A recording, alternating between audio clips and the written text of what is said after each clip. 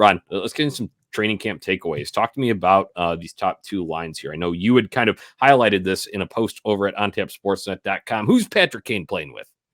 Yeah, Patty Kane, they're very hell-bent. The news came out in the Luke Richardson presser with Kyle Davidson on Wednesday that Max Domi and Patrick Kane would be paired. Some more reports actually surfaced today, Johnny, that I saw as well on social media today, specifically the old Bluebird app, Twitter, that Domi and Kane have kind of been getting to know each other this offseason. So maybe this is something that's kind of been in the works for a while now of Richardson seeing something of where their games could complement. But yeah, Domi getting paired with Kane and our boy just fucking crank it, Taylor Radish. I actually kind of like that line. I think that's a line that can bring some grit via Radish with his size and Domi with just kind of his nasty play. And then you have you have Showtime. And he says he feels better than he did last year, and he had 92 points last year. So who the hell knows what Patrick Kane does this year? And then that second line's kind of interesting too. I don't want to steal all your thunder, Johnny. I'll let you go ahead and talk a little bit about it too. But your boy, or one of your upcoming boys now, Mr. Colin Blackwell, getting some time with Johnny Taves and Tyler Johnson on the second unit today. Could be an interesting line. Again, Tyler Johnson, a guy that's just a few years removed from being nearly a 30-goal scorer.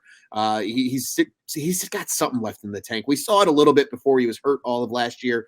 I would love to see him have a nice year this year, Johnny, and maybe playing with Johnny and in this form, Taves, gets him going in the right direction. And maybe Blackwell, has a career year because he's able to play with more opportunities, not buried in the bottom six as he has been in years past.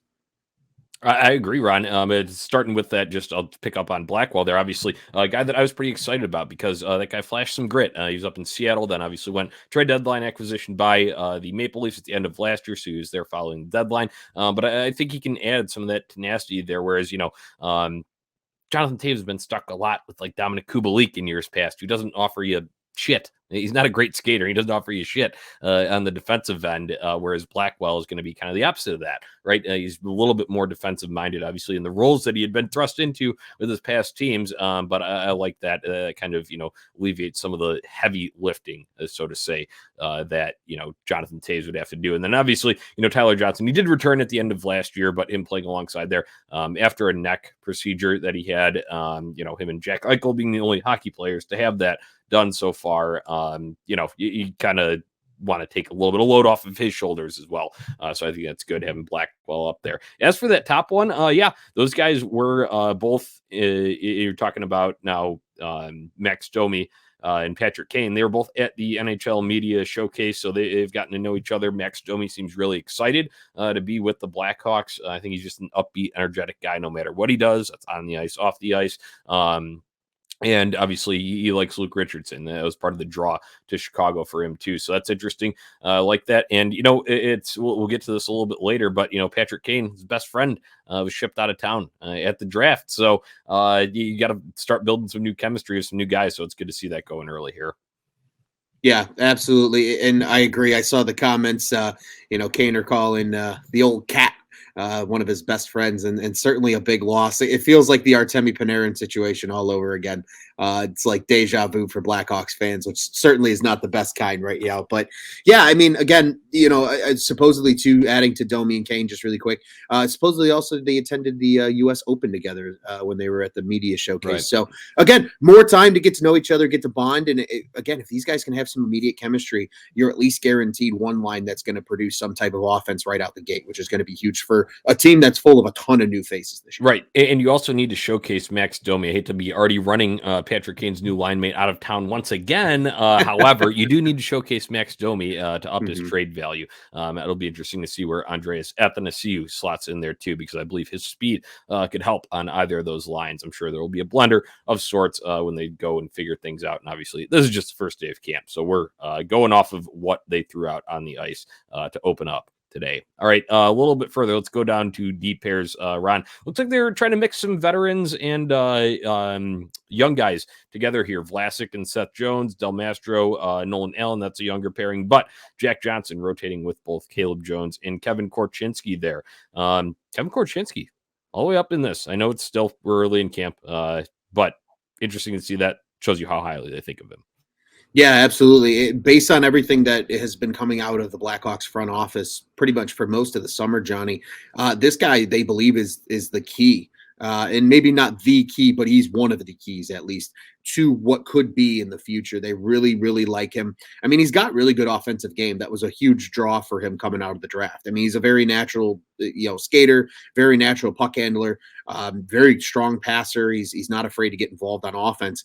For him, it's just the defensive side of things. And to be quite honest, I think with how much Brian Campbell has now meant to the development of some of these defensemen for this front office, obviously him sticking around certainly shows a lot in terms of what Kyle Davidson thinks of him off the ice. And now they also have Mark Eaton in there as an assistant general manager, who's also a former NHL defenseman. So plenty of guys that can be there to help him develop that side of his game. But they want to throw him in the fire. Hey, get him in there with the big boys. Give him something to get hungry about.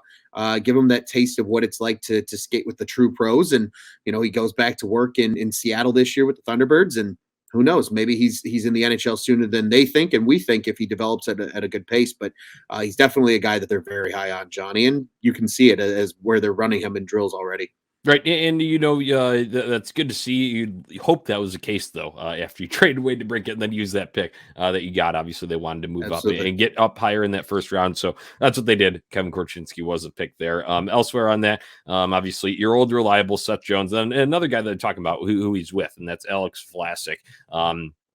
He's going to get a lot of run because he got some run at the end of last year. He's a big body guy, a little bit more of the stay-at-home variety. I hope if that were to stand, even if you just saw it in a preseason game, I would hope that allows Seth to open up the offensive game more, because we know Seth kind of had to be the do-it-all guy last year, right? As the number one guy, and obviously getting paid the big money after the trade. And, he was just what you'd expect in terms of leading in minutes up there among all NHL defensemen. However, we had talked about it multiple times on the show last year. If you remember, Ron, I don't care if he's doing all of that. You need to see results, and results come up on the stat sheet. So I want to see Seth Jones more on the stat sheet, and hopefully someone like a stay-at-home type of guy flanking him will be beneficial in that regard. Yeah, and I think it says a lot too, Johnny, with Vlasic, because he's probably the guy that's going to get the most run with McCabe being out of the lineup. I really think outside of him, they're pretty set, right? Like Riley Stillman's probably going to get a lot of look. Jack Johnson was signed. He wasn't signed to play in Rockford. He was signed to play in the NHL this year. Connor Murphy's going to return, and if he's his normal self, he'll be a huge piece on this blue line. Obviously, you mentioned Seth and brother Caleb will have big roles. Vlasic's kind of the first young guy that we've seen a lot of already between the prospect showcase, between now already at the start of training camp, and at the end of last season. He played 15 games in the NHL last year. Like, that's a lot for a guy who came directly from college to the pros. So he's clearly a guy that they see a lot of, and I agree with you, Johnny. If he's able to be that stay-at-home presence, obviously he's going to struggle. He's young, and that's going to be inevitable. But if it allows Seth Jones to be Seth Jones and let him be the offensive defenseman that we know Seth Jones can be, like you said, Johnny, we want to see 10 goals out of Seth Jones this year. Maybe Vlasic's a guy that's paired with him that can help get that done. Yeah, right, especially with McCabe out, like you mentioned. So, once again, these are just first day ones. But as we're on the decor, that can bring in our first comment here, and that's our guy Tony. He says, long-time listener, first-time commenter. What will the Hawks get enough pucks deep this year with Caleb Jones on the ice? Yes, they will. Yeah. I think overall they're going to be all right. I think a lot of people are expecting them to come out and win like 10 games this year. That's not going to be the case. If Luke Richardson is truly the coach that he says, and he's a motivator and gets them to play hard, they're going to piss a couple teams off and they're going to beat people. I'm not saying they're going to win 45 games and make the playoffs, but I am saying they're going to win more than 15, which is what for some reason, people are expecting them to win. They're going to be good enough to, like Tony says here, get pucks in deep and get some things going on the offensive side. Yeah, pucks in deep, pucks on net.